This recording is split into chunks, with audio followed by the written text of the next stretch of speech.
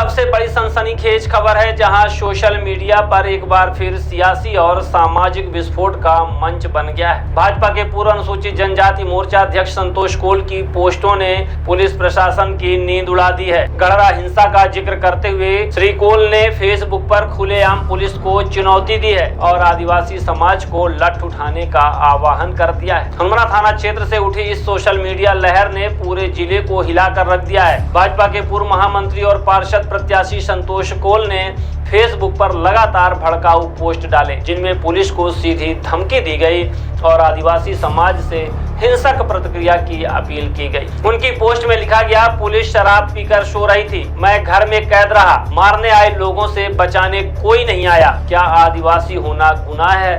और सबसे गंभीर बयान, अब आदिवासी पुलिस वालों को चुन चुन कर मारो। एक पोस्ट में तो साफ लिखा है कि अब लठमार शुरू होनी चाहिए, पुलिस स्टेशन तक नहीं पहुंचने देंगे, जिसे लेकर कानून व्यवस्था पर गंभीर सवाल खड़े हो गए हैं। पोस्टों में गढ़ड़ा कांड की बार बार चर्चा की गई। वहीं घटना जिसमें एक एएसआई की हत्या हुई थी, तहसीलदार घायल हुए थे और पूरा गाँव जल उठा था। तब हिंसा इतनी विकराल थी कि गांव के कई दलित और आदिवासी परिवारों को जान बचाकर पलायन करना पड़ा था।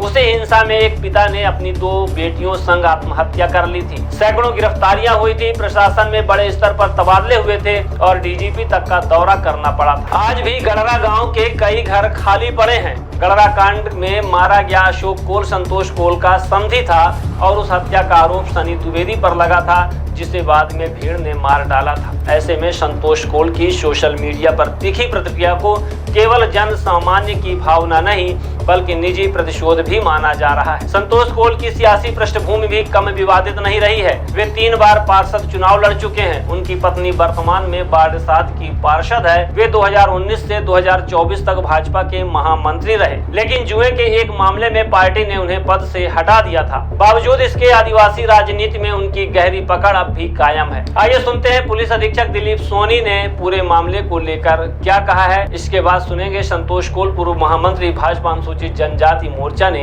क्या सफाई दी। इस तरह का एक मामला आया था जिसमें किसी व्यक्ति द्वारा अपना फेसबुक पेज पर एक आपत्तिजनक पोस्ट लिखी थी। हमारे संज्ञान में ये मामला आया है और अभी हम इसकी जांच कर रहे हैं और जांच के दौरान इसमें जो भी वैधानिक कार्रवाई होगी हम करेंगे। मेरा नाम है संतोष कोल, पिताजी का नाम है श्री अज्ञालाल कोल। ये बताइए, आपने फेसबुक पर एक पोस्ट लिखा था जी कि आपके साथ कुछ गलत काम हो रहा है और उसमें आपने गढ़ड़ा का जिक्र किया। तो सर, मैंने अपने पत्नी के गाली गलौज की बचाव में अपनी स्थिति को सुरक्षित करने के लिए कि मैं कहीं गढ़ड़ा जैसी स्थिति मेरे घर में न हो, और अब पुलिस शासन से सहायता मांगी। 45 बार मैंने 100 डायल किया, इसके बावजूद भी पुलिस प्रशासन मेरे दरवाजे नहीं आई। मैंने अपने हनुमाना थाना प्रभारी अनिल काकड़े जी को भी कॉल किया, उन्होंने मुझे आश्वासन दिया कि मैं पुलिस भेज रहा हूं, उन्होंने भी पुलिस सहायता नहीं भेजी।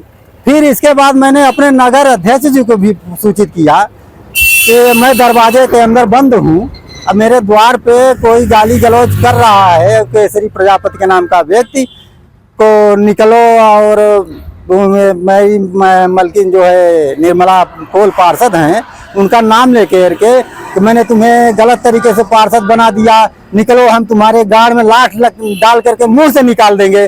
बताइए, ऐसी स्थिति से लोग गाली दे रहे थे। इसके बावजूद भी पुलिस प्रशासन ने मेरी कोई सुनवाई नहीं की। क्या मैं आदिवासी होने के नाते, मैं आदिवासी हूँ इसलिए मेरा गुनाह है? मैं कोल हूँ, कोल के नाम से आप पुलिस प्रशासन सो रही थी, पुलिस प्रशासन क्यों नहीं सुनी? बताइए। पुलिस प्रशासन सुबह तक नहीं आई मेरे दरवाजे पर। 12 बजे फिर से यदि मैंने अध्यक्ष जी को फोन किया, तब अध्यक्ष जी ने डीआई साहब को फोन करके 12 अध्यक्ष का नाम श्री आशुतोष गुप्ता जी उर्फ सोनू गुप्ता जी, नगर परिषद हनुमाना अध्यक्ष हैं। मैंने 12 बजे दिन दोबारा फोन करके बताया उनसे, बताइए आप क्या चाहते हैं मेरे साथ। एक बार पिछले वर्ष वो जो हिंदी उसमें त्योहार में एकादशी मनाई जाती है, उस दिन मेरे साथ ऐसी घटना हो चुकी है। उसके पहले भी मैं शैल यादव जी को कई बार फोन किया था, अपने वर्तमान विधायक जी को भी फोन किया था, और उनके जो सेक्रेटरी है रामानंद जी को भी फोन किया था, सभी ने मेरे आश्वासन के लिए बताए थे, लेकिन मेरे साथ ऐसी घटना घटित हो चुकी थी। मेरे बच्चे 16 दिन कैसे अपना जीवन व्यतीत किए, 16 दिन में हॉस्पिटल में पड़ा था। मेरे अंधे पिताजी को मार दिया गया था, मेरी बच्ची को भी मार दिया गया था। 16 दिन हॉस्पिटल में हम लोग पड़े थे। मेरे छोटे छोटे बच्चे कैसी स्थिति में यहाँ गुजरे, मेरी वो पीड़ा थी, इसलिए मैंने लिखा कि गणराज्य जैसे कांड स्थित करना चाहते हो क्या? बताइए, क्या गणराज्य जैसी स्थिति पर उत्पन्न हो? पुलिस प्रशासन सो रही है, क्यों पुलिस प्रशासन नहीं आई? या पुलिस प्रशासन के पास 100 नंबर का कॉल नहीं गया? आज जवाब दे पुलिस प्रशासन टीआई। जब आपने थाना प्रभारी को फोन किया तो उन्होंने क्या कहा? थाना प्रभारी को फोन करने के बाद उन्होंने कहा कि आप निसोच रहिए, अंदर रहिए, हम पुलिस प्रशासन को भेज रहे हैं। इसके बाद पुलिस नहीं आई? कोई नहीं आया, किसी भी प्रकार नहीं आया। दूसरे दिन 12 बजे आए हैं।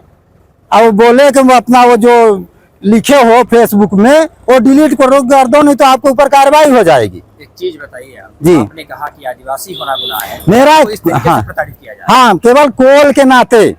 आप बताइए, क्या मैं फोन लगा के बोला कि मैं संतोष कोल बोल रहा हूँ तो गुनाह है? हकीकत बोलना गुनाह है। मैं यदि बोल देता फलाने ठाकुर हूँ तो सत्य था। आप बताइए, 3 लोग शराब में पकड़े गए थे, गाड़ी दूसरे की गाड़ी ट्रांसफर हो गई, गाड़ी बदल दी गई। 3 लोग में से एक को, राकेश गुप्ता को भी केवल सजा हुई। बताइए, किसके द्वारा किया गया था? अब किसके द्वारा किया गया अब क्या पता, लेकिन गाड़ी क्यों बदली गई? मेरे पास वीडियो रिकॉर्डिंग है। राकेश गुप्ता, उनके साथ में 2 साथी और हैं, मेरे पास वीडियो रिकॉर्डिंग है, गाड़ी की भी वीडियो है। आपकी प्रशासन से क्या? मेरी प्रशासन से ये मांग है कि कोई भी यदि प्रताड़ित हो किसी के द्वारा तो पुलिस प्रशासन वहां सुरक्षा करने के लिए पहुंच जाए, जिससे 2 पक्षों में विवाद न हो, विवाद बचे। मैं ये नहीं चाहता कि कोई आपस में विवाद करे। विवाद से क्या है कि वो दुश्मनी बढ़ेगी।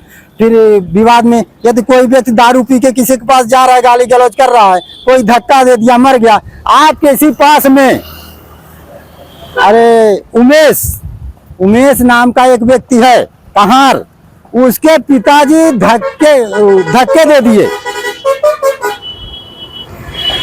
रमेश जो है, उमेश जो है, तो उसका बच्चा केवल धक्का दे दिया कि चलो इधर, इतने में वो गिर गया। अब गिरने के कारण एक्सपायर हो गया। अब बताइए, मतलब वो ऐसी स्थिति न निर्मित हो, पुलिस प्रशासन सुने, नहीं तो ये 100 नंबर डायल बंद कर दे, तो जिसकी जो समस्या होती है क्यों 100 नंबर डायल करेगा? ऑलरेडी थाने जाएगा नहीं तो अपन दरवाजा करके अंदर रहेगा। आपने व्यथित होकर गणना का नाम? हाँ, मेरी ऐसी स्थिति न हो। यदि कोई सामने से मारने आ रहा है, यदि मैं मार दूंगा तो मुझे फांसी हो जाएगी या जेल हो जाएगी, तो मेरे बच्चे क्या करेंगे? तो मतलब पुलिस प्रशासन क्या चाहती है? पुलिस प्रशासन बताए, अपना हमारा टीआई बताए क्या चाहता है। मुझे सजा हो,